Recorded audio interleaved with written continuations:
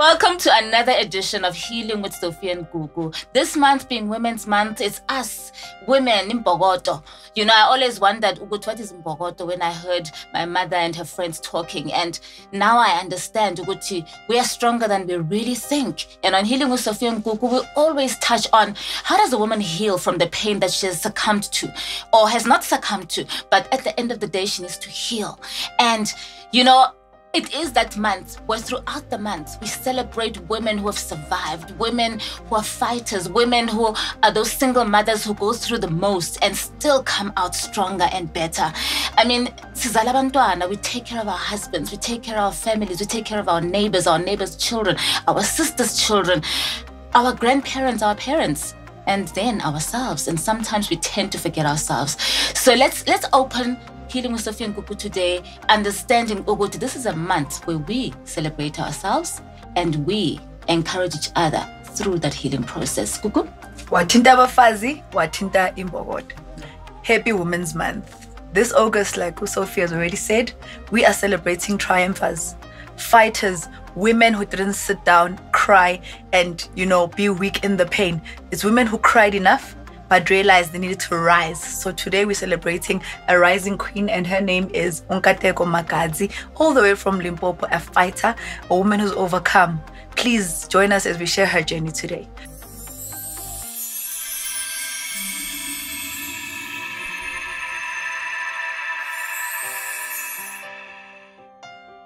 Welcome, Nkateko. Thank you. Sure, you're beautiful. Thank you, sis.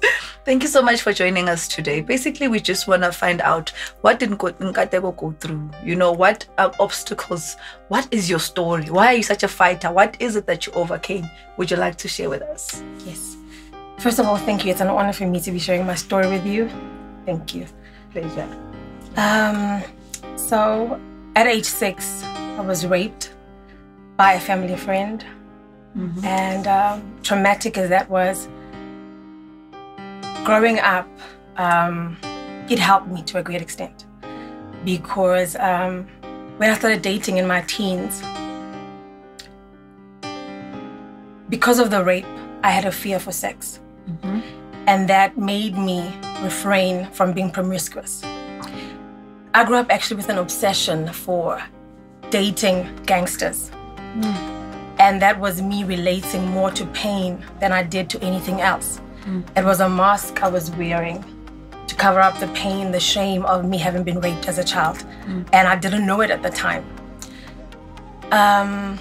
Fast forward, being the person that I was, heartbreaker, you know, growing up, I had no attachment to the next person, you know.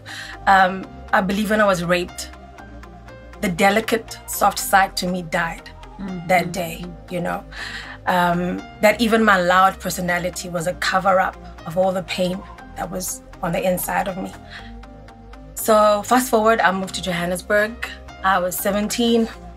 I'm supposed to do my first year in varsity. Mm. Got together with the wrong crowd, I should say. I was modeling at the time, thinking I'm the coolest thing on the planet, you know. I've got everything going my way. Dating a celebrity, wow, this is life. Little did I know, you know, that this guy was even a celebrity at the time. He was just a friend. Mm. That's how I started, you know, drugs. I started with him. I was on cocaine, ecstasy, tar white, weed, and I was hooked on him. Like literally hooked on him. That because I didn't know myself, I had an identity crisis from childhood. I found my identity in him, found my value, my worth in him, you know.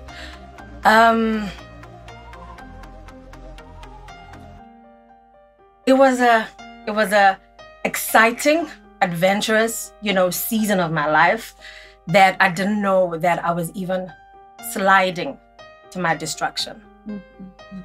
At the time, it's what I wanted. At the time, it's, you know, what I thought I needed. I lost, well, because I didn't even know myself in the relationship. Everything I did in the name of love was to make this person happy.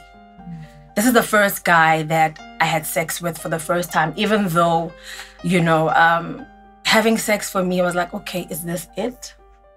Only later I learned that the reason why I wouldn't even have an orgasm during sex is because being raped, my mind would block me. So I always viewed sex as a way of men conquering women, and I didn't want to be conquered. So I would engage in sexual, you know, relations just to make the next person happy. Not that I got any fulfillment from it. You know, for me, I would enjoy the act before penetration. From there, I would block. My then boyfriend, you know, was abusive in a way that if I didn't have money, and I don't come from a rich family, you know, if I didn't have money, I wouldn't see him. If I didn't have drugs, he wouldn't come. So I would call him, please, can you come see me? I don't have money for gas. Okay, I'll make a plan. I would go out of my way, lie to my parents. I need money for textbooks. I need money for this. Get money, get cocaine, get your ecstasy so that I get to see my boyfriend. Fast forward, I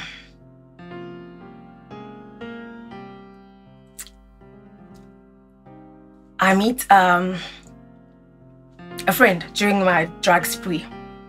Beautiful girl that you wouldn't think anything of. That a lot of things happened while I was with her, you know. Every time I talk about it, you know, I get, yeah.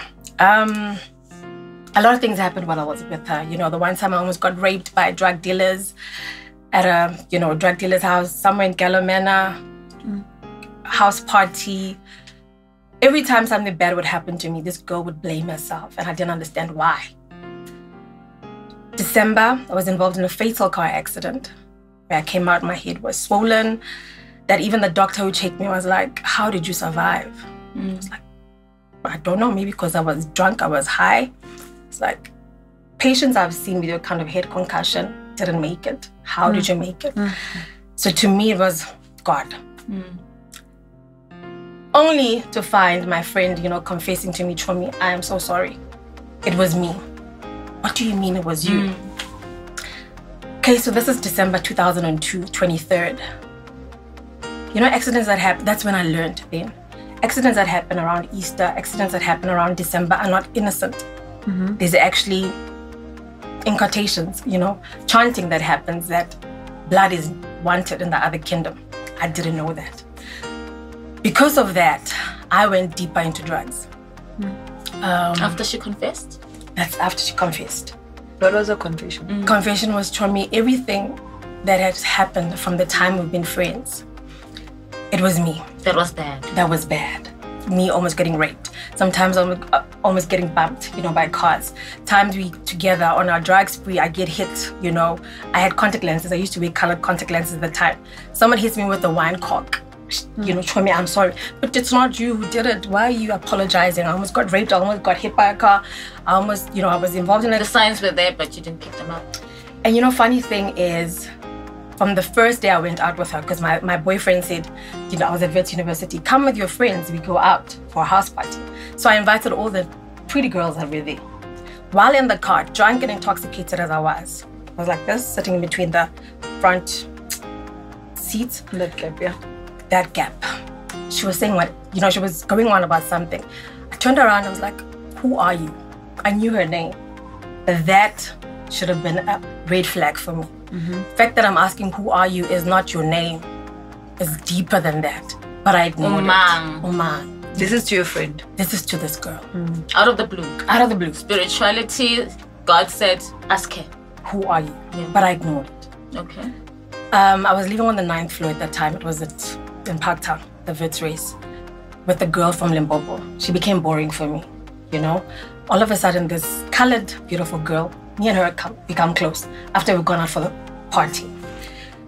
Out of everyone that I'd gone out with, she's the only one who got together with one of the guys that was there for the house party. And when I moved into a room, we found a Bible. So she's like, yo, I don't even read the Bible. I don't know where this is coming from. So like, anyway, I'm from a church background. Growing up, we used to read the Bible. Nothing wrong with the Bible.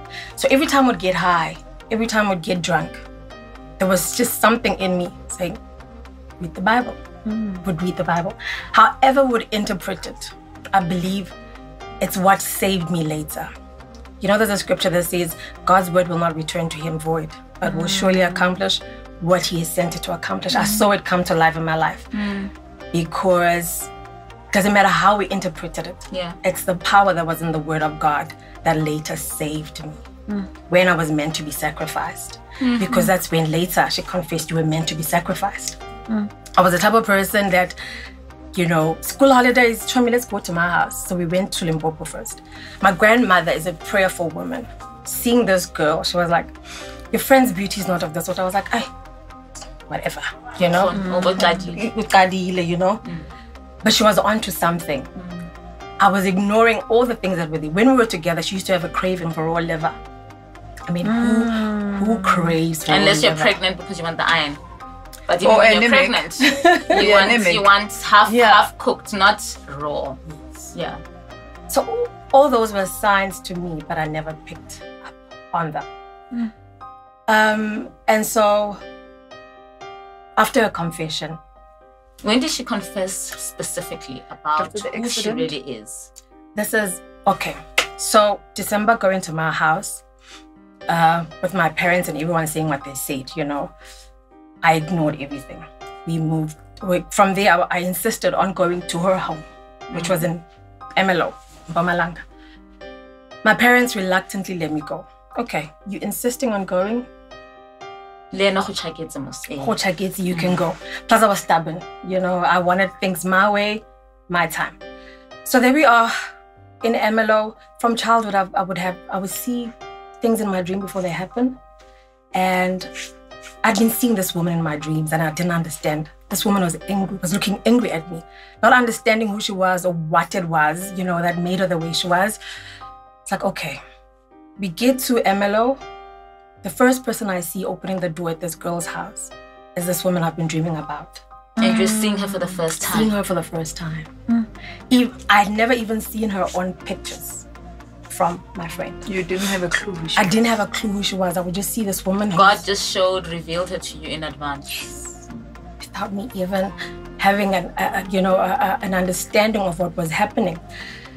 And so from the instance I saw this woman, she is breaking down my God. You know, she is shouting and yelling at me. Mind you, my friend is colored. This whole time I was thinking, the family is colored. And we were speaking English the whole time. I didn't even know she knew any vernacular language. So now the mother is speaking to me in Ndebele. You know, I'm not even aware that what she's doing is actually breaking down my God. So that when time comes for me to be sacrificed, it happens. So that night, it was a long night, one of my longest nights ever. We're sleeping in the same room with this woman. Okay, so this is where I am. Now, which woman is this? Because the mother. You said that the girl in the dormitory that you moved to was colored with the Bible. Yeah. And then there's the one that you went to parties with, that was in the car with you, and you asked her, who are you? Is it the same person? Same person. Okay.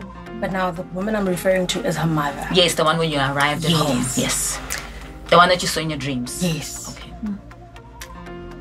So we're sleeping in the same room. This is me, my friend, and her mother. Next day we wake up.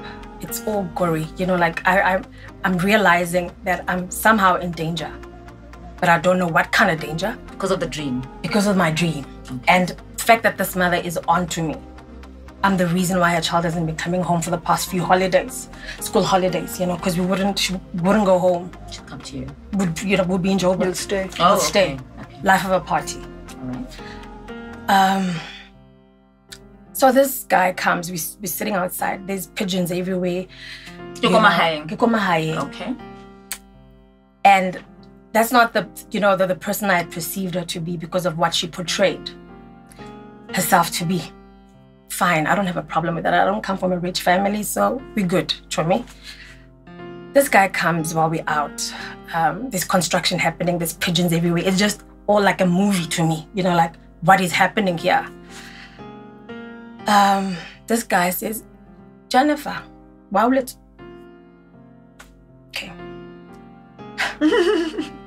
Yes. Why will it you know? So she says, what do you mean? That's your mother's gonna kill her. They're speaking in Ndebele. My thinking is they didn't think I understood what they were saying. Because Tsonga. Oh, yes. okay. I'm Tsonga.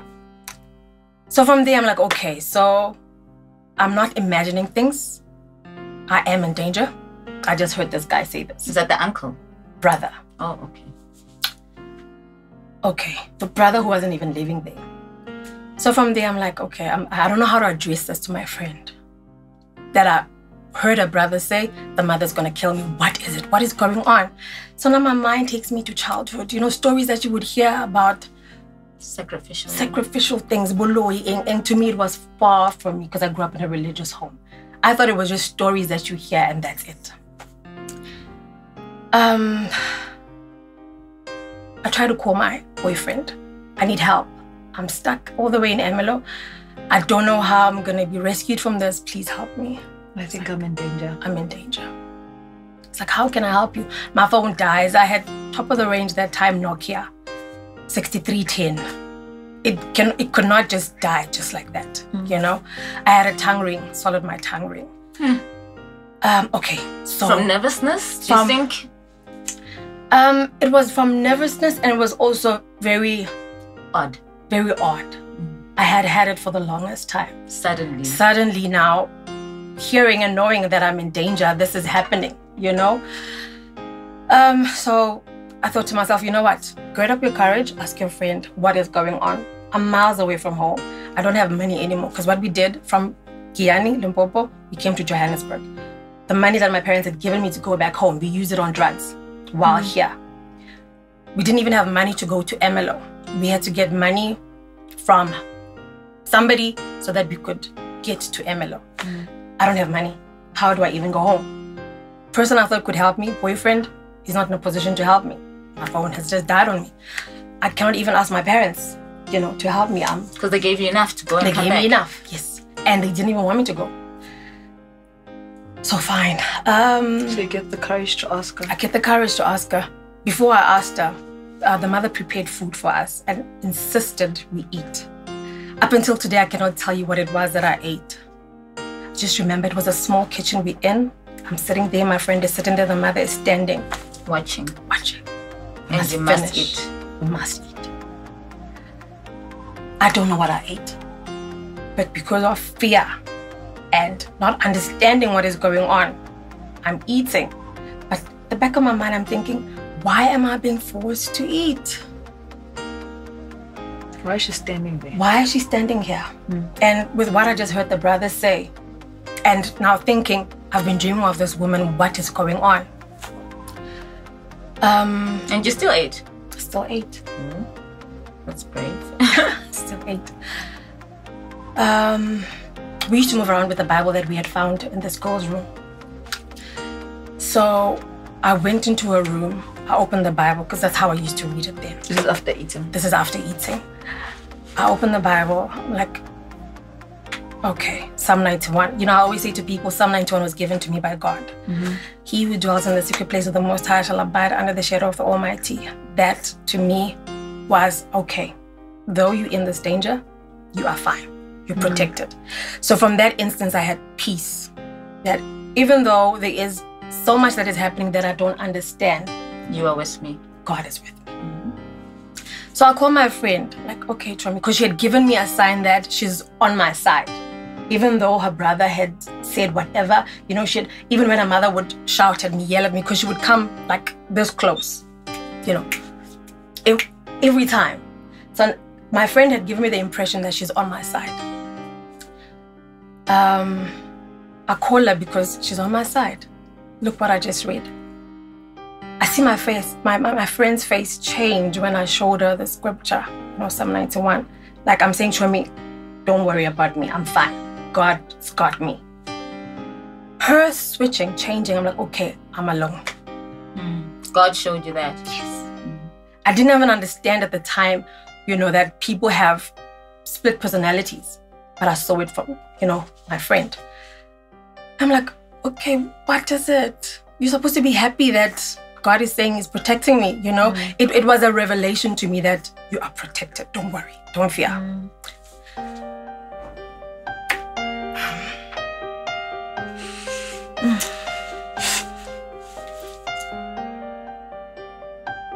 Sure. Yeah, okay. Oof. So fast forward, you call your friend into the room. You showed her the scripture, her face changes. What happens next? From her changing and me saying, what is wrong? You know, she went back to her. In that moment. Because obviously she realizes I'm seeing that she's not fine. Yes, Chomi, don't worry. So what we're going to do now is we'll find a place where we'll stay up until we get money to get you back home. Okay? To give you an impression that she's on your side. On my side. Yeah. Don't worry, my mother's not. But you now know she's not. Yes. So I'm like, okay, what is going on before we even get to finding that place where we're going to be? Okay, Chomi, what happened is when I was a child, I was swallowed by a snake. Where are you now when she tells you the story? In her room. Still in the same room. Yes. So she was swallowed by a snake. The snake appeared to her and said, "Ayifuna abantwana abancane." So I'm thinking, yo, this is too much for me, you know, but Let me listen. I'm here. I don't have a way back home. God has told me He's got me. It's fine. So,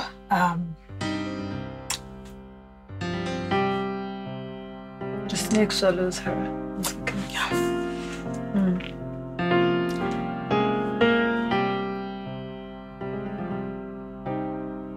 It's okay. So,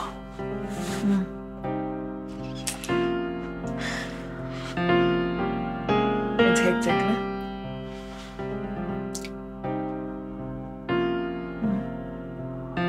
I think it's that moment when you're going back. She's revisiting. And I think we all have those moments. Tina, on Healing with Sophie and Gugu, I think these are the moments where such stories remind us, Uguti, we're sitting where we're sitting and we don't know. And you think she's had it and she's got it all good, and you don't know the pain inside of her, because none of us are written.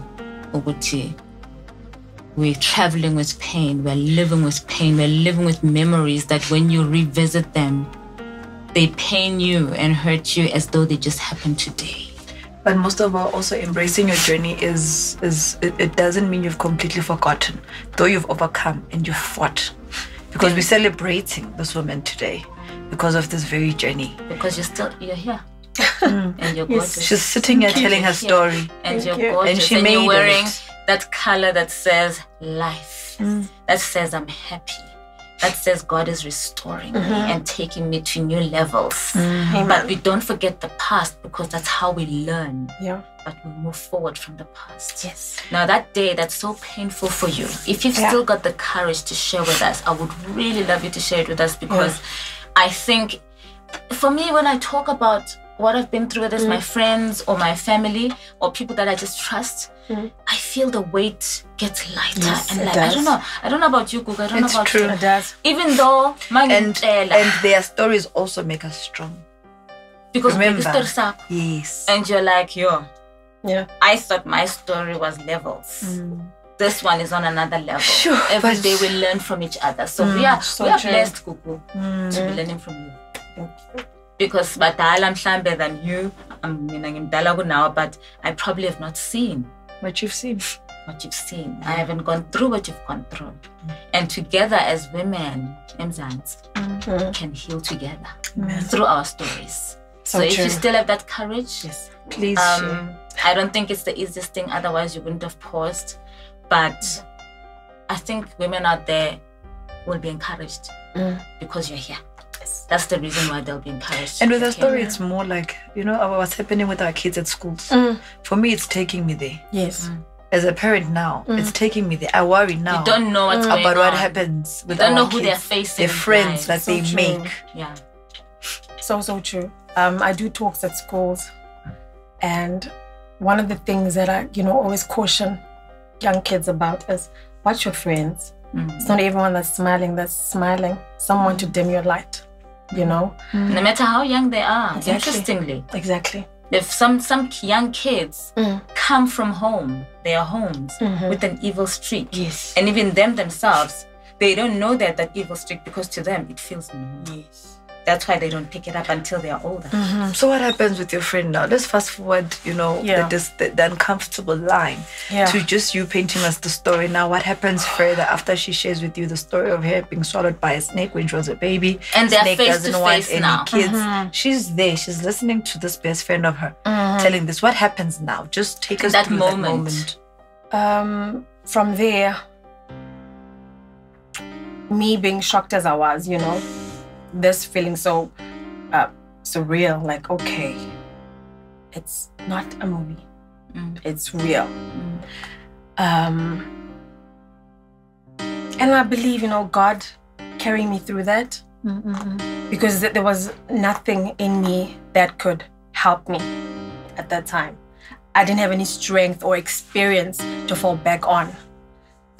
There was nothing nothing physically that I could depend on to carry me through, Just a faith. Just faith. Okay. Next step. Okay. So you told me that, can we get out of your house? What time is this? During the day. Okay. This is during the day.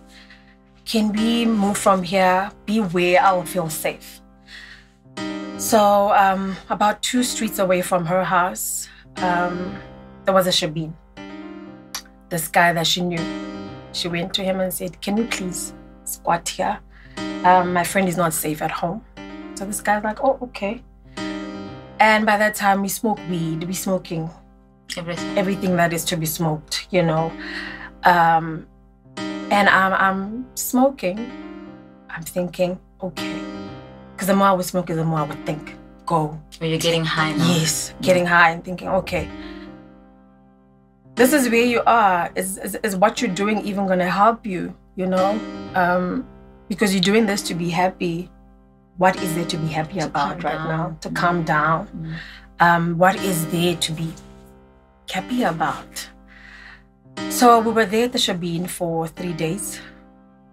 I remember one day going to the shops, seeing the mother on the streets with white stuff on her face. And I'm thinking, this is like a movie. Like, what is going on? Memeza style. Yes. Like, what is this, I grew up in a township. I had never seen, something like that. It's something that you would see on TV and it's a story, Now I'm seeing it live. Okay, fine. This is where I'm at. This is where my friend is from. I need to get home. So that was before the accident. So when the accident happened, I did not even think she had anything to do with it. Even though you knew she was even not on though your I knew she wasn't on my side. Because I didn't know that her being away from me, I didn't know at the time that she still has control over you? Yes. Okay, you've lost me there. So you've gone back to Joburg now. The accident happens in Joburg. Or No, it happens as you guys are trying to get back. It happens in Limpopo, in Giyani. You left Emelo to Giyani. Left Emelo to, there was no straight taxi from Emelo to Giyani. Emelo, Joburg. So you're trying to leave here to go home? Yes. Okay. When we got here, went to an uncle's place in Soweto. From there, I'm trying to explain what I saw in Emelo, but I wasn't making sense. This is where me and my friend parted, here in Joburg.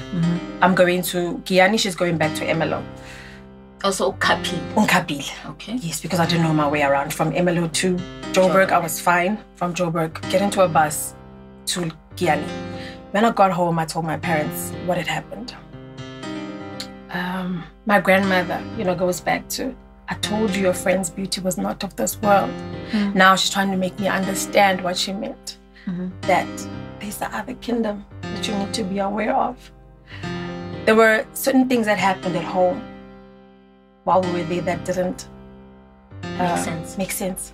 Like my dad, for most our lives, even up until now, would shave and nothing would happen. While my friend was there sitting in the lounge, my dad is shaving. We hear him screaming. He comes out, blood. And my friend sitting on the couch laughs like, like a devilish laugh. Brush it off.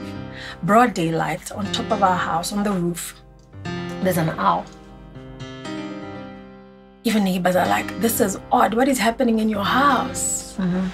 Snake, a black snake in our yard, which Kiani, you expect Kiani, it. yes, It's hot. we expect it, but not In the house. So only then, after the accident, now that I'm recalling things, okay, so that's why these things were happening. Connected to my friend being here, and now her saying, Chomi, everything that had happened has been me. Okay, so That's why she's always apologizing. yes, Okay. it made sense why I'm almost getting raped, she's apologizing. I almost get hit by a car, she's apologizing. And so, sorry, got distracted. Yeah, Okay, no, don't that's worry fine. about it. But I think more than anything, is that you sharing your story. It looks like a journey that started from childhood. Yeah. At 6, you were raped. At your teens, you made friends. You know, you fell in Which love we all with this do bad at boy. that age. Yeah. Yes. That introduced you to drugs. So you've got an element of drugs and abuse there. And then now you are a free girl, free-spirited, you're doing whatever you like, you're running the town, you're strong, you're not vocal, but your presence is felt, and you now make this friend who now introduces you to another world. So your journey is covering 3 elements. It covers rape, covers drug addiction, it covers, the unforbidden, the underground world that, has been a rumor or fiction since we've been here, and only those who've witnessed it know the impact it has on them. How does somebody like you overcome all these 3 things? I'm sure we've covered people that have gone through one of these, and all of, it's always this thing that, then explains the rest of their lives. You've been through 3 things, and I think all traumatic equally as so. How does Unkatego now presently say, this is how I overcame? Honestly speaking, I cannot take credit. How I overcame, I believe I believe it's God. There is no way, humanly speaking, that I could have done it on my own. Because even after that, there's still so many challenges, so many trials that I've gone through. And when I look back, I know there is no way I could have come out of that if not for God. Including the accident. Yeah. Because even just recently, people compliment me, wow, you look good with short hair. I don't have short hair by choice. It was due to stress. Did you Tell us start a bit losing about your that. hair? Yeah. Yes, I started losing my hair. So after the accident... When? At which age? Still in varsity or No, now in your adult life? In my adult life. What caused the stress? Because you would think that you have sorry, no, it's fine. Okay. You would think that somebody has a healing process from, especially if you've got your grandmother praying with you and you're a Christian support woman. and psychological help. Because other people don't have that kind of support, especially our gogo, they play Yes. such an integral role. Yes. And then you get to a point where you're an adult. Yes. I know it myself. I'm diabetic. I go through a lot of stress and I've started losing hair of my own at this age. So I get you fully. But I think because this is about you, we just want to know more, even though we don't have much time, but just to know a little bit about how did the hair loss begin? Where did it start? And how long did it take for you to eventually say, I'll take it all off? And did you take it all off, or did it all just go on its own? Okay, so how it started is after the accident, I lived 13 years in church. Lived and worked in church for 13 years. Served? Were you serving? Serving in church. Okay. 13 years. So church was my rehab, so to say. So you did reach out? Yes. Okay. For 2 years, I was mentally disorientated. But here I am today, 2 years going into church? Yeah. Okay. So it was a process as well for me. That's why I say. So you also struggled with mental health? Yes. Sure, you're a fighter, hey? You keep kicking these boxes. You just keep kicking and breaking down these walls. Was it your decision to be in church? Or was it Gogo encouraging you? It was me and my background. You know, coming from a religious home, I felt, you know what, I've hit rock bottom. Yeah. My way out, because my family didn't even have money to take me to rehab. Yeah. My way out is God. Let me give myself back to God. Okay. You know, how I was raised. And so for 13 years, I'm living and working in church. And that's where now even the rape issue came up. That, because for the 13 years, I'm in church. You ignored it. You put it past. Put it past. That's how I managed to stay celibate even for 13 years. You're in a safe space. I'm in a safe space. And anyway, it's not attractive to me. So during those 13 years, this ex of mine, the one from varsity? The one from varsity. I hadn't forgotten about him. And so I hear he's in prison. I go look for him, find him in prison, saying I want closure. After 13 years, 2 times I almost got married while living in the church. But I called off the wedding, saying I want unresolved issues. Same person. Okay. I have unresolved issues. Yeah. If I had a son and my son was going to get married to a girl like me, I wouldn't be happy. I don't love you. I would marry you because I've been told you want to marry me because that's how it worked. And you're safe. Yes. Yeah. You know, because how it worked in the church is you would say, this is the person I want to marry. They ask you, are you interested? If you're interested. So anyway, long story short, I go look for this guy, find him. He says, okay, after all these years, you think you brought yourself here. He's saying everything I want to hear. You did not bring yourself here. God brought you here. So I'm thinking, wow. Amazing. Amazing. I've been struggling to get over this guy. Now, I see him after so many years. And mind you, going there, I had my fears of, while we were together then. You're taking care of him. I was taking care of him. And he had so many other girlfriends, yes, that I was aware of. What if he doesn't remember me? It's been 13 years. How? So Bongasu stayed working? No, I wasn't. And you knew that? I knew that. And he was yours? And you were happy, you were okay with that at the time? Yeah, I was. I believe, you know, my playing with other boys, with other people's feelings, you know, was now coming into play, that now I have someone playing me. You know, you reap what you sow. So I got my fair share of the heartbreak from this guy. Because I loved him, he was my first love, but I wasn't his. I was just another pawn on his chessboard because he was a player. So I had my fears of him rejecting me, saying he doesn't know me. So, okay, he says he remembers me. We pick up from where we left off. For 2 years, I would go visit him every weekend. You dated him from behind bars? From behind bars. 2 years, I'm seeing him. Were you in love with him? I was. Okay. He was your first love? Yeah. Okay. So 2 months before he came out, and while he's in prison, I'm still taking care of him. Ooh, that soap, everything. Anything. Airtime. From the bottom of my heart, you know, genuinely so. 2 months before he comes out, he just goes MIA. Twice. Once bitten, twice shy. Clearly, I didn't learn. Okay, so I don't know what's going on. This is November 2016. Is this now on the 13th year of you being in church, or? This is now 2 years I'm out of church. You're out of church? You've done your 13 years I've done my 13 years. I've now been dating him. Okay. While he's in prison. He's out, he's gone missing. He's out. He's gone missing. And I'm only seeing it on the papers. Okay. He's been out for He's been out for 2 months.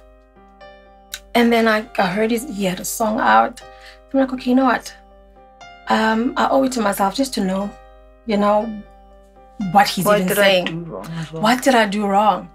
So some of his friends told me, no, he's married to this rich lady. So I'm like, okay, maybe because I don't have money. Right. Do I know who this person is? I know who this person is. Sounds like somebody. I know who this person is. It all adds up. Jesus Christ. I'm so sorry. I know. I'll tell you after.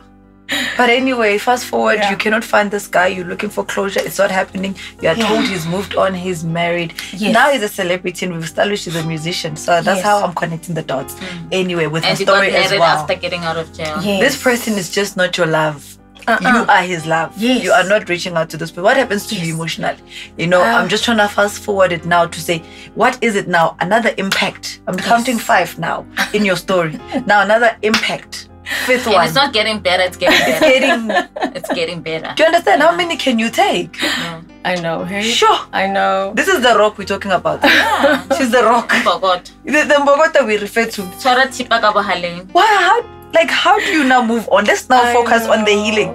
On you just, Yeah. with yourself coming to terms with this love that will never be Yeah. yours. How does Nkateko pull Loving herself someone together? who doesn't love you. Exactly. We Covered that. Yes. Loving somebody who doesn't How love do you pick to- yourself up? How do you fight this? It's not Yo. easy. It's not easy.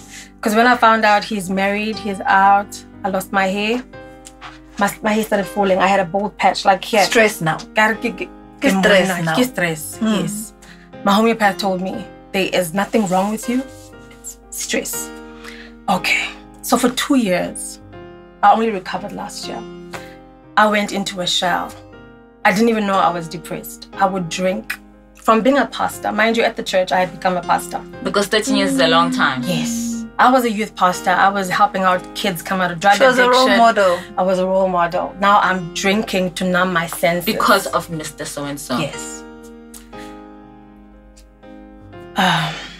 So yeah, I had to make peace. How my healing started was making peace with the fact that you loved him. He He didn't. He never loved you. I had to stop making excuses for him. Okay, maybe he needed the monetary support, which you couldn't offer. I had to stop beating myself up because for the 13 years I was at school, I was at the church. There was no ways I could advance myself in terms of my career. And after he dumped me, I felt so bad that I wasn't able to take care of him. Maybe if I had been established in terms of my career, that's what I thought, he would have been with me. Instead of the rich woman. No. She felt not good enough. Yes. And you needed to take care of him to keep him. And the rich woman took over because she had more than you. Okay, Sophie, wait. So now I covered your journey Yeah. in 5 steps. Now Yes. we're dealing with, the haunting past as a child. Yeah. Yeah. The things that affect you as a human. We've covered anxiety and stress, depression. Trust. Now, what happens when your body starts reacting? Like this woman, like I said even earlier on, with her, what hasn't been thrown at you? How strong are you? 1 to 10, as Ukateko sitting here right now. I'm just trying to find now stability. Yeah.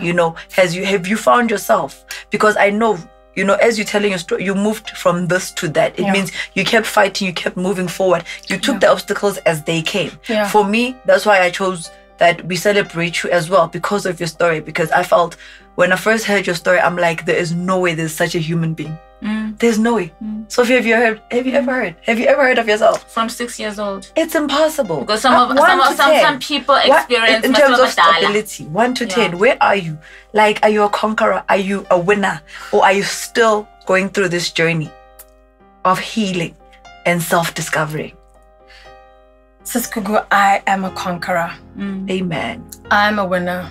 Yeah. That's beautiful. I'm a queen in every sense of the word. Look at you.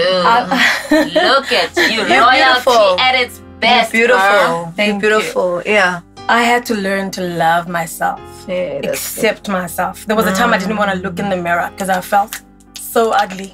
If maybe I was a shade lighter, maybe. If I had more money. But then why should my worth be determined by the next person? I am worthy as it is, There's so many obstacles I've overcome, so many things that God has seen me through. Why should I allow myself to be a victim of my circumstances? Are you at peace? I'm so at peace. Have you Are you forgiven happy? yourself? I had to forgive myself first. So you recognize now you and happiness sit on the same table. We are best friends. That's great. You're in closing, Sophie. Yeah. you are such an inspiration, and your story a lot of women out there have a bit of your story in their lives, and they will identify and they will find peace and healing. And I believe healing is a process. Look at you. Even though it happened in the past, even though you say you and peace sit at the same table, you and healing sit at the same table, you and loving yourself sit at the same table. But whenever you go back to remembering what you went through, your journey, you know what it feels like. And I think the fact that you know what it feels like, but you also know that you've overcome is such an amazing thing. So I'm hoping Nkateko's story has inspired you to understand Uguti. We all have stories to tell. And our stories are stories when people couldn't believe that we have survived them. We are all survivors. I'm a survivor. Gugu's a survivor. Nkateko's a survivor. But our amazing guests really shared some things that are so intimate. I'm hoping it has encouraged you through your healing process. It has encouraged me for sure. And together, Mbokodo. Happy Women's Month.